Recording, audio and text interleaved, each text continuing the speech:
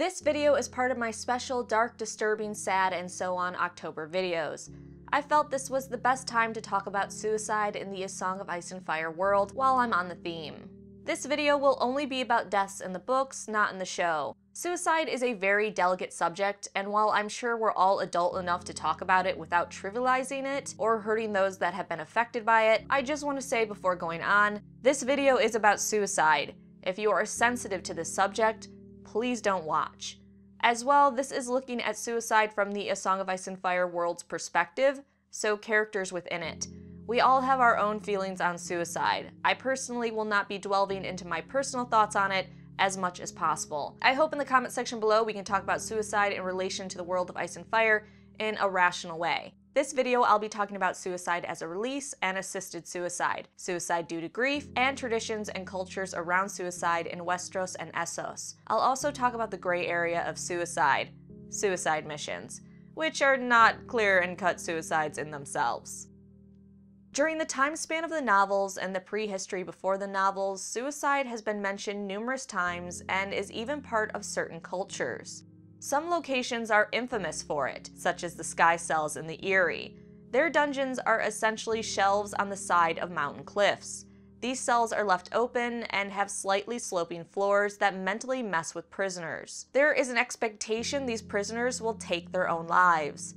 Many prisoners have committed suicide rather than remain in the cells and be driven crazy by the wind and cold. Then there are characters that have been murdered, but thought to have committed suicide, such as Courtney Penrose, who is rumored to have jumped from the walls of Storm's End. But it's more likely Melisandre's shadow monster made him jump or threw him. There's also character deaths that remain a mystery whether they were suicide or not. One such case is Maegor the First Targaryen, where maesters don't know whether it was a suicide, murder, or accident, but I'll talk about him at the end.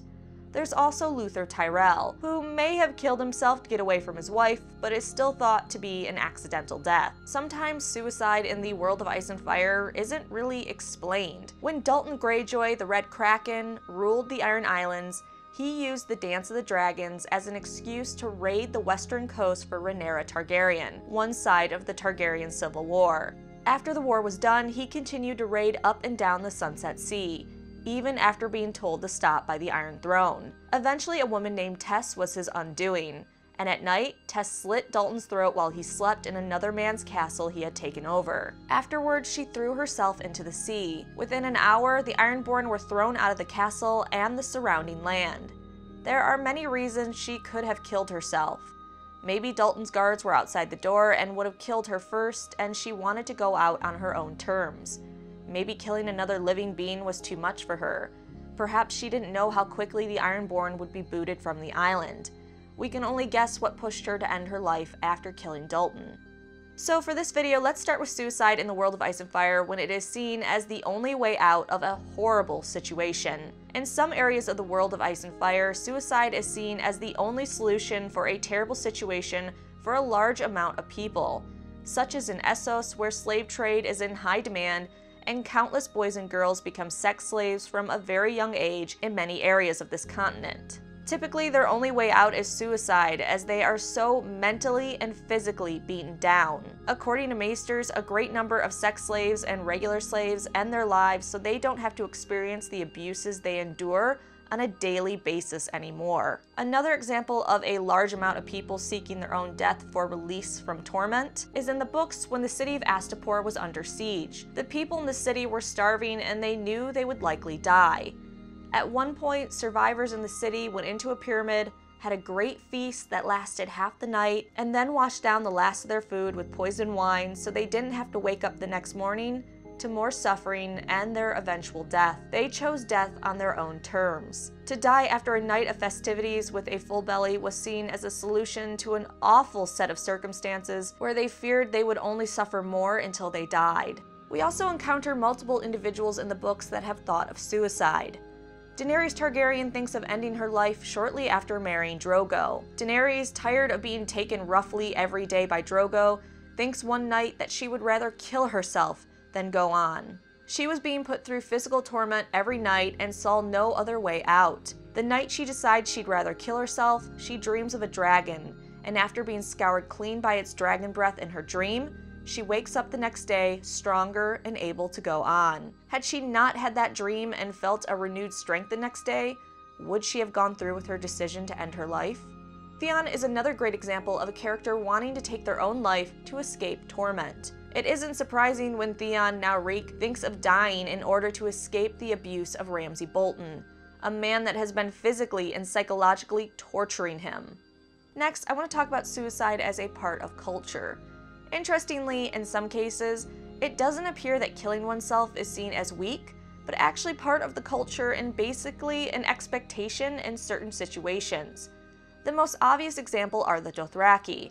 The Dothraki have a tradition that makes suicide mandatory under certain circumstances. Following the death of a Khal, his blood riders are expected to follow him into the Nightlands. So if their Khal dies, they kill themselves too after avenging their dead leader and escorting his Khaleesi to the Vast Dothrak.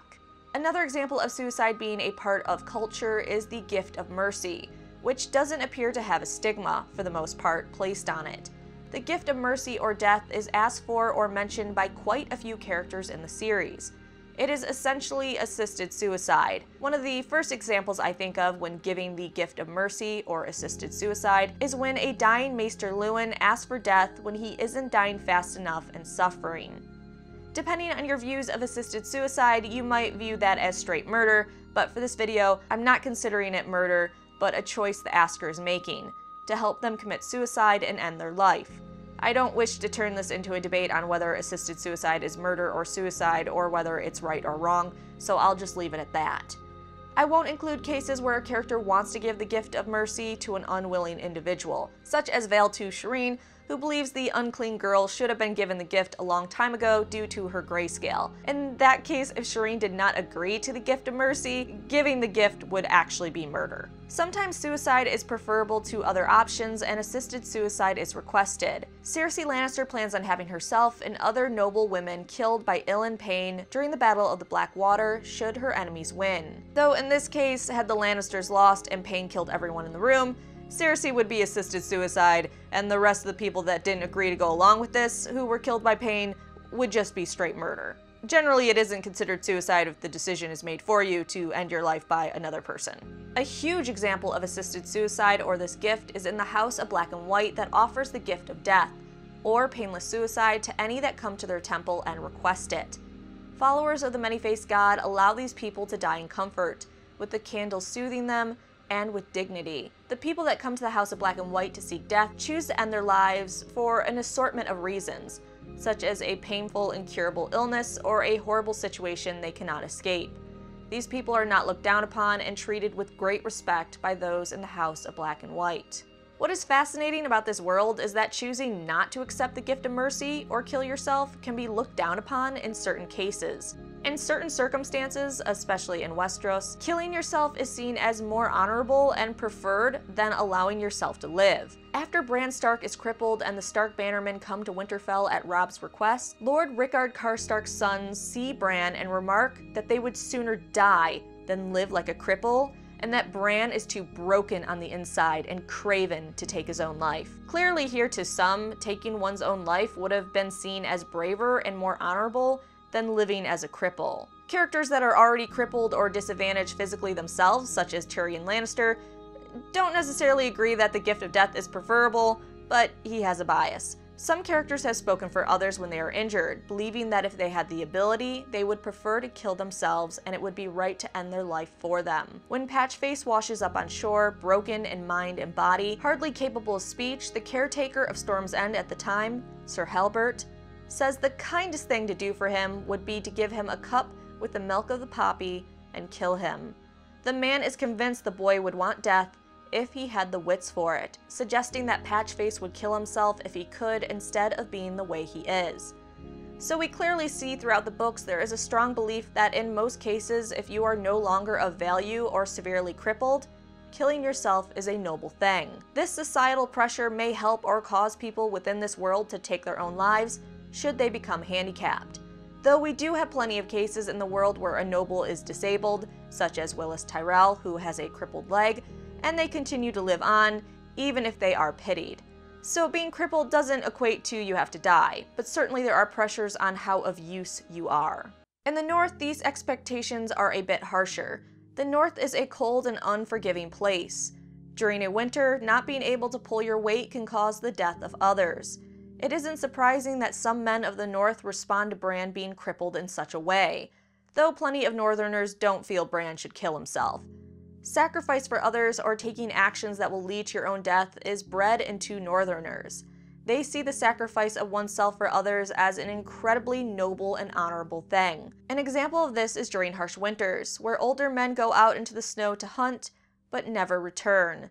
They know going outside into the treacherous conditions means their death, but they do so in order for there to be more food and supplies for everyone else. They walk into that snow to die in order for others to live, a tradition that is respected. Speaking of giving your life for another, now I want to talk about specific characters that have given their life so others could live. Certain characters have definitely let themselves die to save someone else. One example is Beric Dondarrion, who gave his life so that Catelyn Tully could come back to life. Did Beric know and accept he would die in doing that though? Did he willfully give his life for Catelyn? If he knew that bringing her back would cause his death, then he willfully ended his own life. Still, we have seen others go on suicide missions in the books to help others survive, and this area gets a bit gray. It is debatable whether suicide missions can really be qualified as suicide, as not all characters that go on them want to die nor try to, but they know in accepting the task they will die, or it is 99.99% sure. So there has been quite a bit of debate whether suicide missions count as someone committing suicide, and really it comes down to how and why the mission is done. When Qhorin's scouting party, that also consists of Jon and a few other trusted men of the Night's Watch, are spotted by wildlings, one of the members, Delbridge, knows staying behind to hold off the wildlings is suicide, but he does so anyways to give the rest of his brothers a chance to flee. Is that really suicide even though it is a suicide mission? Delbridge didn't want to die, but he put himself in a situation where he knew death was extremely likely. However, is that any different than fighting in any battle against overwhelming odds? Does dying in that battle mean you committed suicide or you were straight murdered? On the other hand, also on this same mission, Qhorin Halfhand definitely commits suicide when he sacrifices himself so Jon Snow can live and report on the wildlings to the Watch. He took an action that allowed Jon to kill him, which fits into the definition of suicide. Another gray area of these suicide missions is Yoren, who clearly gave his life so that the boys he was transporting to the Wall could get away. Staying behind, he gave Arya Stark enough time to gather the boys and lead them out the tunnel. But again, can we really consider this suicide? Knowing you're probably going to die isn't the same as the act of killing yourself. Yoren and Delbridge didn't want to die, but knew they likely would. Qhorin knew he had to die to give Jon and the Watch a chance. All three of those men did want to keep living if there was an option. Then there's Aerys Oakheart and his suicide rush when Arianne Martell and Myrcella were found by Doran's guards. Oakheart knew if he charged at them, he was a dead man, but he chose to do so anyways. Maybe to protect Myrcella and Arianne, or maybe to wipe away his own shame for breaking his vows as a member of the Kingsguard. It seems clear that Oakheart purposely suicide rushed the guards in order to end his life. Or, as I've been told, it was the equivalent of suicide by cop. However, his intentions are still questioned, but he had to know there was no way he was making it out alive when he charged. Still, there are other characters in the series that choose to kill themselves or sacrifice themselves for others, but do so in a way that takes out others with them. These events are basically murder-suicides. There are two characters that come to mind when thinking of a murder-suicide, Maester Cressen and Hobart Hightower. Maester Cressen originally didn't plan on killing himself. He was convinced that Melisandre had to go and was corrupting Stannis Baratheon, a man the Maester had served for many years and loved dearly. To that end, he wanted to poison her drink with the drug known as the Strangler. However, when he couldn't get close enough to put the drug in her drink, he slips it into his own drink and asks Melisandre to share the cup with him. Davos tries to stop him, but the Maester is willing to drink from the cup as well to take out what he considers a great threat. His life is worth making sure she dies. Melisandre sees through this and tells him it isn't too late to spill the wine. But Cressen won't back down. He is firm in his decision to die if it also takes out the Red Witch. After Mel drinks all the wine but half a swallow, she hands it to Cressen. Cressen drinks it, knowing he will die, and he does. He just didn't realize the Red Witch wouldn't be affected. Hobart Hightower went out in a similar manner. He brought 2 casks of wine to poison a betrayer during the Dance of the Dragons. One cask held no poison, and the other was poisoned. He had hoped to drink from the non-poisoned one, while the betrayer drank from the poisoned one. But his intended victim grew suspicious and told Hobart to drink first. Instead of backing down, Hobart drank the poisoned wine and praised the taste, even pouring himself a second glass because he was so committed to taking this guy out. Satisfied by his actions, the betrayer drank deep from the poisoned wine, and they both died moments later. Just like the maester, Hobart was willing to kill himself in order to take out someone he felt needed to die. Lastly, let's talk about suicide due to overwhelming grief. 8 characters stick out to me when I think of suicide from enduring too much. The first that many think of is Ashara Dane. While there are some that believe she isn't dead, most in the Seven Kingdoms believe that at the end of Robert's Rebellion, after Ned Stark killed Arthur Dane, Ashara's brother, and returned his sword Dawn to Starfall, Ashara in grief jumped from one of Starfall's towers into the sea, where her body was never recovered. Others in the Seven Kingdoms believe Ashara also had a stillbirth, and the loss of the baby and her brother, and also being dishonored by a man that had caused the pregnancy, resulted in her jumping. It is clear if Ashara did commit suicide, she did so because of intense grief. Whether that grief was the dishonor from a man, the loss of a child, the loss of a brother, or a combination, we may never know. If it was the loss of a child or loved one, this is seen elsewhere in the series. Maesters have mentioned a few people that have killed themselves over the loss of a child or loved one. Eustace Osgrey from A Dunk and Egg story lost 3 of his sons in the Battle of the Redgrass Field during the First Blackfire Rebellion. Eustace was on the side of the Blackfires, and when his wife learned that all her adult sons had perished, she killed herself in grief. There's also the tragic story of Bale the Bard. After being called a coward by the Lord of Winterfell, Bale the Bard, a wildling, stole the man's daughter. The Stark line was on the verge of being extinct until one day when the girl reappeared in her room with an infant. Later, that infant grew to a man and became the new Lord of Winterfell, and his father Bale, who he never knew the identity of, eventually became a king beyond the wall. 30 years later, Bale led the wildlings south, and the Lord of Winterfell went to meet him. Bale couldn't kill his own son, but still not knowing Bale was his father, the Stark man killed the king beyond the wall. Following his victory, the Lord of Winterfell brought the head of Bale back to Winterfell, where his mother, who had loved the bard and grieved to see her son kill his own father, killed herself from the top of a tower. The next 5 suicides mentioned are all Targaryens, 2 of them queens and 1 king. Their deaths involve at least one of the things Ashara is claimed to have killed herself due to: loss of a child, loss of a loved one, or dishonor by someone. First, Helaena Targaryen was the sister wife to Aegon II Targaryen. Aegon II had taken the throne from his sister Rhaenyra, who their father had said would inherit when he died. When Rhaenyra fought for the throne, a bloody Targaryen civil war occurred called the Dance of the Dragons. When a child of Rhaenyra was killed by the other side, her husband Daemon promised vengeance. He arranged for 2 men, Blood and Cheese, to kill one of Helaena and Aegon II's children in retribution. After they broke into the Red Keep and cornered Helaena and her children, Aegon II was absent during this, she was forced to choose which of her 3 kids would die. At first she refused, but when they threatened to rape her little girl and kill all 3 of the kids, she finally picked her youngest child, Maelor, who she had hoped was too young to understand. Instead of killing the one she picked, Blood and Cheese killed Helena's oldest boy and told the youngest one, "You hear that, little boy? Your mama wants you dead." After this, Helaena sunk into a deep depression, unable to look at the child she named for death, refusing to leave her chambers, eat, or bathe.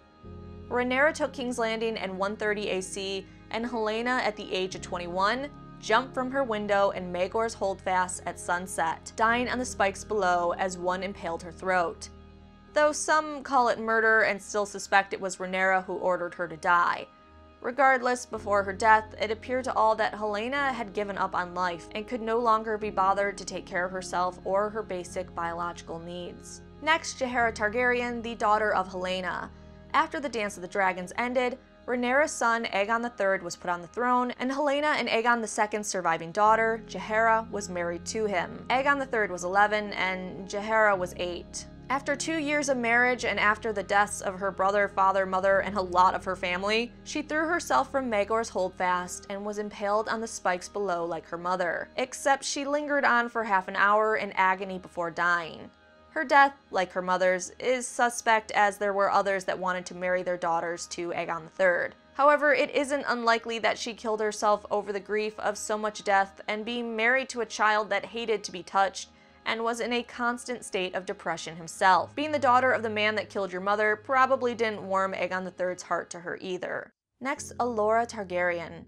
Alora was married to her twin brother, Alor. Alora accidentally caused the death of her husband, and this accidental death drove her mad with grief. After being attacked at a mass ball by 3 individuals known as the Rat, the Hawk, and the Pig, she killed herself, unable to handle her grief anymore. Gael Targaryen. The daughter of King Jaehaerys I Targaryen, the 4th Targaryen king to rule the 7 kingdoms, and Alysanne Targaryen, Gael was a simple but sweet girl. Though the claim was that she died of a summer fever, the truth is that she had been seduced by a traveling singer who had left her pregnant. In shame and grief, she drowned herself in the black water. Her mother, Alysanne, didn't kill herself, but the grief of her child passing was said to hasten her death, and she died within a year. Lastly, Maegor I Targaryen. It is unknown if his death was a suicide, murder, or accident. Maegor the Cruel, the 3rd Targaryen king to rule the 7 kingdoms, was found one morning seated on the Iron Throne, dead, with his robes covered in blood and his wrists slashed. This was following the loss of his mother and his mother's blade, the betrayal of his forced wife, the abandonment of 2 of his Kingsguard, and few bannermen coming to his call to defeat his nephew who had raised an army to take back the throne that was rightfully his. Though Maegor had many enemies and someone could have just as easily killed him, or he could have accidentally slipped on the throne, or as some claim, the throne rose up against him, it is just as likely grief over the death of his mother and the betrayals that followed put him in a state where he would rather face death on his own terms than allow his throne to be taken away. So if it was suicide, he in fact could have killed himself over grief of loss, past, present, and future. The world of Ice and Fire is a world filled with an array of cultures, customs, and beliefs. A world where suicide is at times seen as the best option, other times encouraged or almost expected and woven into the very code and lifestyle of the people. Of course, suicide is also seen in this world when grief or loss is too much. Still, others choose to give up their life so that others may live. This video has a lot of gray in it that can and will be influenced by your own culture and personal beliefs. You may not agree with all my assessments based on how you were raised and how you were educated. Hopefully, despite this being a sensitive subject, you enjoyed the video and you have characters or events that involve suicide I didn't talk about in this video that you can discuss below. Thank you for listening. Please hit the thumbs up button and come back for more dark, A Song of Ice and Fire, Game of Thrones topics for the month of October. After October, we are back to the north.